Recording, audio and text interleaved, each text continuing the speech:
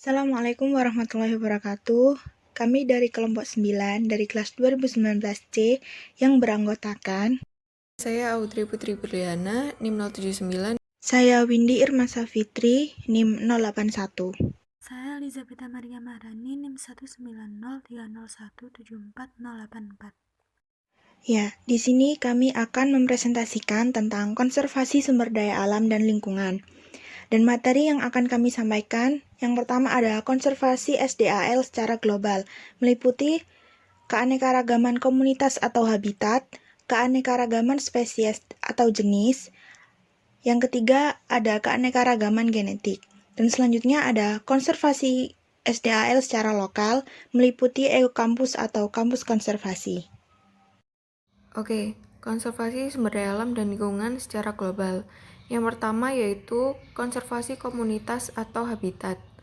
Keanekaragaman komunitas atau habitat adalah komunitas biologi yang berbeda serta asosiasinya dengan lingkungan fisik atau ekosistem masing-masing. Nah, kebutuhan manusia terhadap sumber daya alam semakin tinggi, tetapi sumber daya alam yang dilindungi biasanya tidak bertambah banyak. Metode yang paling efektif untuk melindungi keanekaragaman hayati adalah melakukan perlindungan habitat dengan membuat kawasan konservasi, dengan kriteria meliputi keunikan, keterancaman, serta manfaat spesies dan komunitas biologi yang terdapat dalam lokasi tertentu. Selanjutnya yaitu panduan melaksanakan kawasan konservasi. Antara lain yang pertama, perlindungan maksimal dapat dicapai bila kawasan seluas mungkin dan tidak terfragmentasi. Yang kedua yaitu pengelola kawasan konservasi mengidentifikasi dan melestarikan jaringan kawasan konservasi. Dan yang ketiga, pembentukan zonasi yang melarang atau mengizinkan kegiatan tertentu, seperti menjalin interaksi dengan masyarakat setempat. Selanjutnya ada restorasi habitat. Restorasi habitat merupakan metode memulihkan komunitas dan spesies secara keseluruhan, serta mengembalikan fungsi ekosistem pada habitat yang tergradasi. Kesempatan memulihkan keanekaragaman hayati ini dilakukan pada habitat yang dianggap bernilai rendah atau tidak berharga bagi manusia. Konservasi sumber daya alam dan lingkungan secara global yang kedua yaitu konservasi spesies atau jenis. Keanekaragaman spesies atau jenis adalah semua spesies di bumi termasuk bakteri dan protista serta spesies dari kingdom bersel banyak atau tumbuhan, jamur, hewan yang bersel banyak atau multiseluler. Nah, kunci untuk menyelamatkan spesies terancam punah adalah dengan melindungi populasi yang ada melalui Population Viability Analysis atau PVA atau bisa disebut analisis kelangsungan hidup populasi, yaitu dengan mengukur ukuran minimum atau MVP, Minimum Viable Population Size, suatu populasi serta peluangnya untuk bertahan pada lingkungan dengan menggunakan data demografik, genetika, lingkungan, dan bencana alam. Populasi yang berukuran kecil cenderung lebih mudah punah dibandingkan dengan populasi yang berukuran besar. Dan selanjutnya yaitu ada hal yang mengakibatkan populasi kecil menghadapi kepunahan. Populasi kecil akan menghadapi kepunahan pesat akibat 3 hal. Yang pertama adanya kehilangan keragaman genetik dan tekanan silang dalam perkawinan atau perkawinan sedarah. Dan yang kedua adanya fluktuasi demografik. Dan yang ketiga variasi lingkungan yang berhubungan dengan bencana alam. Dan selanjutnya ada kunci perlindungan dan pelestarian spesies menghadapi ancaman kepunahan. Yang pertama ada pemahaman tentang sejarah hidup spesies tersebut. Jadi spesies langka itu sebaiknya harus dipandang sebagai metapopulasi atau terbentuk dari mozaik-mozaik populasi yang bersifat sementara serta dihubungkan dengan peristiwa migrasi. Dan yang kedua adanya pemantauan populasi. Jadi pemantauan populasi ini tuh dilakukan untuk menentukan status keterancaman suatu spesies. Selanjutnya ada organisasi dunia yang berkonsentrasi pada konservasi makhluk hidup. Yang pertama ada IUCN atau International Union for Conservation of Nature. Jadi IUCN ini tuh didirikan pada tahun 1948 di Glen, Switzerland. IUCN Red List taksonomi distribusi spesies, analisis informasi taksa, dan status konservasi secara global. Dan yang kedua ada CITES atau Convention on International Trade in Endangered Species of Wild Fauna and Flora. Jadi organisasi ini tuh merupakan organisasi konvensi perdagangan internasional dan merupakan perjanjian internasional pada tahun 1963. Organisasi ini didirikan dengan tujuan untuk melindungi tumbuhan dan satwa liar terhadap perdagangan internasional yang mengakibatkan kelestarian spesies tersebut terancam. Nah, di dalam CITES sendiri itu ada 3 appendix. Appendix yang pertama yaitu merupakan daftar seluruh spesies tumbuhan dan satwa liar yang dilarang dalam segala bentuk perdagangan internasional. Jadi, appendix ini tuh sedikitnya berisi 800 spesies hewan dan tumbuhan. Dan yang kedua ada appendix kedua, merupakan daftar spesies yang tidak terancam punah tetapi terancam punah bila tidak ada pengaturan dalam perdagangan. Jadi dalam appendix ini tuh berisi sekitar 32.500 spesies. Dan yang terakhir ada appendix 3, merupakan spesies tumbuhan dan satwa liar yang dilindungi negara tertentu dalam batas-batas kawasan habitatnya. Selanjutnya yaitu ada keanekaragaman genetik. Keanekaragaman genetik itu variasi genetik dalam suatu spesies, baik di antara populasi-populasi yang terpisah secara geografis maupun di antara individu-individu dalam satu populasi. Di sini ada konservasi genetik. Konservasi genetik itu merupakan penerapan dari berbagai ilmu interdisipliner yang bertujuan untuk menerapkan metode genetik untuk konservasi dan restorasi keanekaragaman hayati, dan segala usaha yang dilakukan itu memiliki tujuan untuk mempertahankan keragaman genetik pada suatu populasi spesies untuk mempertahankan keberadaannya di masa yang akan datang. Dan selanjutnya ada perkembangan teknik genetika molekuler dan teknologi pendukung. Yang pertama yaitu adanya penemuan teknik polimerase chain reaction atau PCR yang mampu mengamplikasi untai DNA hingga mencapai konsentrasi tertentu. Yang kedua, penggunaan untai DNA lestari sebagai marker dalam proses PCR. Yang ketiga, adanya penemuan lokus mikrosatelit yang hipervariabel. Dan yang keempat, adanya penemuan metode sequencing DNA. Dan yang kelima, berkembangnya teknik pemodelan matematika melalui program-program komputer yang mempermudah para peneliti untuk mendapatkan data genetik suatu populasi yang sangat berguna dalam merancang program konservasi suatu spesies tertentu. Dan yang terakhir adanya penerapan studi genetik dalam permasalahan konservasi didasari oleh teori genetika populasi. Nah, teori genetika populasi sendiri itu memiliki arti yaitu suatu cabang ilmu biologi populasi yang mempelajari tentang faktor-faktor yang menentukan komposisi genetik suatu populasi dan bagaimana faktor-faktor tersebut berperan dalam proses evolusi. Selanjutnya ada faktor-faktor yang berperan dalam kejadian evolusi pada suatu populasi. Yang pertama ada mutasi, yang kedua ada rekombinasi, dan selanjutnya seleksi alam, dan yang keempat genetic drift, yang kelima gene flow, dan yang terakhir perkawinan yang tidak acak. Nah, prinsip utama dalam genetik populasi itu adalah prinsip Hardy-Weinberg. Hardy-Weinberg menduga bahwa dalam kondisi tertentu, frekuensi alel dan genotip akan tetap konstan dalam suatu populasi dan keduanya saling berhubungan satu sama lain.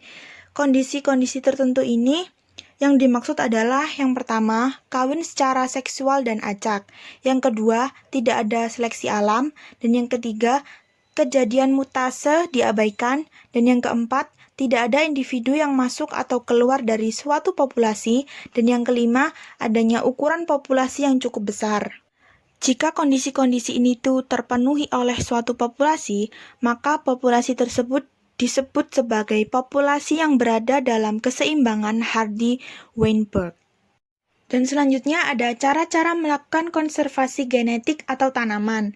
ada dua cara. Yang pertama ada konservasi ex situ, yaitu yang dikerjakan di luar wilayah asal tanaman, meliputi kebun benih, kebun kilon, bangklon, dan pertanaman uji provenance. Konservasi dengan cara ini tuh sangat menguntungkan guna untuk kepentingan pemuliaan dan program penghutanan kembali yang dikaitkan dengan peningkatan kualitas genetik. Dan selanjutnya ada konservasi in situ, yaitu yang dikerjakan di wilayah tanaman berasal. Secara teoritis, konservasi ini tuh lebih menguntungkan sebab selain jenis tumbuhan yang akan dikonservasi, juga termasuk di dalamnya habitat atau ekosistem di mana tumbuhan tersebut tumbuh dan berkembang juga ikut dipertahankan. Selanjutnya, saya akan menjelaskan mengenai konservasi sumber daya alam secara lokal. Kesadaran akan pentingnya konservasi sumber daya alam dan lingkungan yaitu yang pertama, usaha melibatkan setiap warga negara agar memiliki pengetahuan yang mendalam, mengetahui sungguh-sungguh, dan tidak salah tentang bagaimana memelihara dan meningkatkan kualitas sumber daya alam hayati sesuai dengan etika lingkungan. Usaha tersebut dapat menumbuhkan dan membina kesadaran untuk melestarikan lingkungan, berdasarkan tata nilai daripada lingkungan itu sendiri dan filsafat hidup secara damai dengan alam lingkungannya.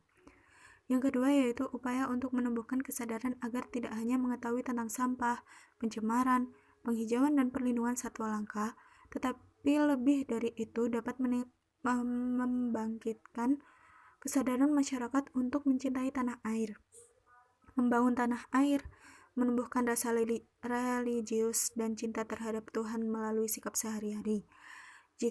Sikap atau perilaku tersebut ditunjukkan terus bertambah dan menjadi sifat hidup, ajak atau konsisten dalam memelihara dan meningkatkan kualitas sumber daya alam hayati sesuai dengan etika lingkungan.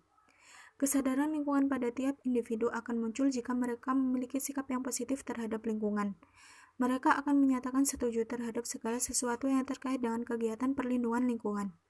Kesadaran lingkungan juga terkait dengan dukungan sosial. Apabila dukungan sosial kuat untuk melakukan perlindungan lingkungan, maka kesadaran lingkungannya pun akan semakin kuat. Sikap positif tersebut akan lebih membangkitkan kesadaran lingkungan pada seorang yang memiliki tanggung jawab pribadi yang tinggi. Hal tersebut dikarenakan pengetahuan tentang lingkungan, motivasi yang kuat, dan adanya nilai-nilai yang diinternalisasi melalui proses belajar di rumah, sekolah, dan masyarakat akan memperkuat tanggung jawab pribadinya untuk melakukan perlindungan terhadap lingkungannya. Tingkah laku perlindungan lingkungan akan lebih kuat apabila didukung oleh kontrol tingkah laku aktual seperti adanya peraturan dari pemerintah yang nyata-nyata dilaksanakan, adanya gerakan cinta lingkungan, kekompakan atau kohesivitas masyarakat yang mendukung perlindungan lingkungan, kontrol sosial, dan sebagainya.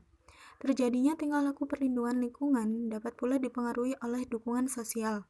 Adanya dukungan sosial yang merupakan suatu dinamika dalam masyarakat yang memiliki hubungan kekentalan yang kuat. Maka, dukungan sosial akan memperkuat tingkah laku pemeliharaan atau melindungi lingkungan.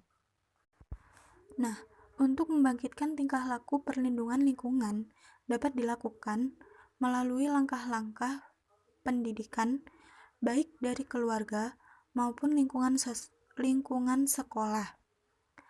Dari lingkungan keluarga, misalnya, menanamkan nilai-nilai pentingnya lingkungan alam untuk kehidupan manusia, memberikan pengetahuan tentang lingkungan alam dalam berinteraksi dengan manusia, motivasi untuk memelihara lingkungan, tanggung jawab pribadi pada lingkungan, penghargaan pada anak-anaknya. Selanjutnya dari lingkungan sekolah, misalnya, mengajar pengetahuan tentang lingkungan yang lebih luas, penalaran atau logika dalam pemeliharaan atau perlindungan terhadap lingkungan, praktik-praktik untuk menguatkan keterampilan dalam perlindungan atau memelihara lingkungan, memberi contoh dalam melindungi atau memelihara lingkungan sebagai kasus yang harus ditangani, dan yang terakhir yaitu berdialog dengan tokoh masyarakat dan anggota masyarakat dalam menangani masalah lingkungan di masyarakat. Konservasi sumber daya alam secara lokal itu misalnya seperti ekokampus atau kampus konservasi, di mana Ini merupakan kegiatan yang bertujuan untuk mewujudkan kesadaran terhadap lingkungan dan kegiatan observasi kepada para civitas akademik kampus tersebut. Kegiatan ini bersifat sukarela atau tidak memaksa. Gerakan ekokampus muncul didasarkan pada pemikiran bahwa, yang pertama, sulitnya masalah lingkungan dipecahkan secara parsial atau keseluruhan. Yang kedua, transfer pengetahuan yang disampaikan melalui jalur pendidikan formal dan non-formal. Yang ketiga, pelibatan mahasiswa secara aktif agar mempunyai kesadaran dalam hal pengelolaan lingkungan. Yang keempat, meningkatnya interaksi mahasiswa dan lingkungannya. Dan yang kelima, meningkatnya partisipasi masyarakat. Kegiatan yang perlu dilakukan oleh seluruh elemen kampus dalam kegiatan ekokampus ini yaitu yang pertama mengenai pengelolaan sampah, di mana hal yang dapat menunjang kegiatan pengelolaan sampah yaitu penyediaan tempat sampah yang dapat membedakan sampah organik, non-organik, dan radioaktif, kemudian program daur ulang kertas, pengelolaan sampah dengan konsep 4R, yaitu reduce, reuse, recycle, dan recovery. Kemudian adanya lembaga pusat pengelolaan sampah, adanya aturan dan sanksi yang tegas dari pihak rektorat mengenai budaya membuang sampah pada tempatnya, dan penggunaan kertas daur ulang. Selanjutnya yaitu mengenai penggunaan energi. Dapat dilakukan dengan penghematan penggunaan listrik karena sebagian besar listrik didapatkan dari hasil pengolahan sumber daya alam yang tidak dapat diperbarui. Jadi hal ini sangat penting untuk dilakukan. Nah, untuk memenuhi atau mengganti penggunaan listrik tersebut, maka dapat dilakukan dengan memaksimalkan energi alternatif yang bisa didapatkan dari energi matahari, air, angin, biodiesel, dan sebagainya. Selanjutnya yaitu mengenai pemanfaatan lahan. Setiap kampus umumnya harus memiliki 30% lahan terbuka yang dapat dijadikan sebagai ruang terbuka hijau. Lahan ini tidak harus hanya ditanami oleh pohon saja, tetapi juga dapat ditanami oleh tanaman sayuran, buah-buahan, dan juga bunga, sehingga manfaatnya tidak hanya untuk meminimalisir CO2, tetapi juga bermanfaat ganda, dapat memenuhi ekonomi masyarakat sekitar. Selanjutnya yaitu mengenai pemanfaatan air. Hal ini dapat dilakukan dengan program penjenihan air terpadu, misalnya dengan penampungan sisa air wudhu yang kemudian dipakai sebagai untuk menyiram tanaman. Kemudian juga dapat dilakukan dengan pembuatan biopori untuk menampung air hujan sehingga dapat diserap tanah dan dapat digunakan kembali untuk kehidupan sehari-hari. Kemudian mengenai perubahan gaya hidup civitas akademika. Kegiatan yang dapat dilakukan untuk merubah gaya hidup civitas akademika agar sesuai dengan etika lingkungan yaitu sebagai berikut. Yang pertama, sosialisasi dan penyuluhan, baik melalui tatap muka, media kampus, pamflet, dan lain-lain. Yang kedua, mengadakan kegiatan penanaman 1000 pohon setiap tahunnya. Yang ketiga, melakukan lomba kreativitas dan inovasi bagi mahasiswa yang dapat mengembangkan produk daur ulang sampah. Dan yang terakhir, yaitu membuat peraturan mengenai kepedulian kepada lingkungan serta memberikan sanksi bagi yang melanggarnya. Nah, itu tadi beberapa materi yang dapat kami sampaikan. Kurang lebihnya kami mohon maaf. Sekian dari kelompok kami. Wassalamualaikum warahmatullahi wabarakatuh.